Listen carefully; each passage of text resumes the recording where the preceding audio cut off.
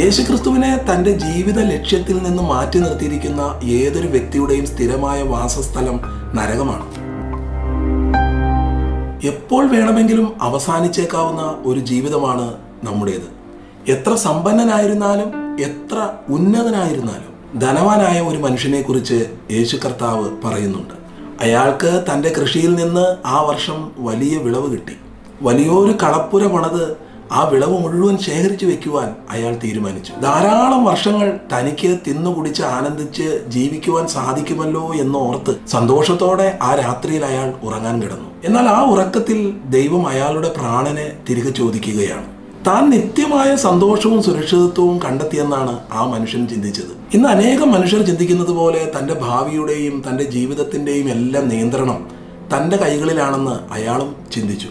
ഭാവിയും സമ്പത്തും മാത്രമല്ല, നമ്മുടെ ജീവനും ശ്വാസവും പോലും ദൈവത്തിന്റെ കൈകളിലാണ് ഇരിക്കുന്നതെന്ന സത്യം സാധാരണ മനുഷ്യർ മറന്നുപോകുന്നു. എപ്പോൾ വേണമെങ്കിലും ദൈവം തിരികെ ചോദിക്കാവുന്ന ഒരു ലോണാണ് നമ്മുടെ ജീവിതം എന്ന കാര്യം മറക്കേണ്ട.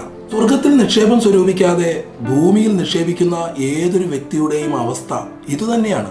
യേശുക്രിസ്തുവിനെ തൻ്റെ ജീവിത ലക്ഷ്യത്തിൽ നിന്ന് മാറ്റി നിർത്തിയിരിക്കുന്ന ഏതൊരു വ്യക്തിയുടെയും സ്ഥിരമായ വാസസ്ഥലം നരകമാണ്. അതുകൊണ്ട് പുഴുവും തുരുമ്പും കെടുക്കാതെയും കള്ളന്മാർ തുരന്നു മോഷ്ടിക്കാതെയും ഇരിക്കുന്ന സ്വർഗത്തിൽ നിക്ഷേപം സ്വരൂപിച്ചുകൊള്ളുവിൻ. Have a blessed day.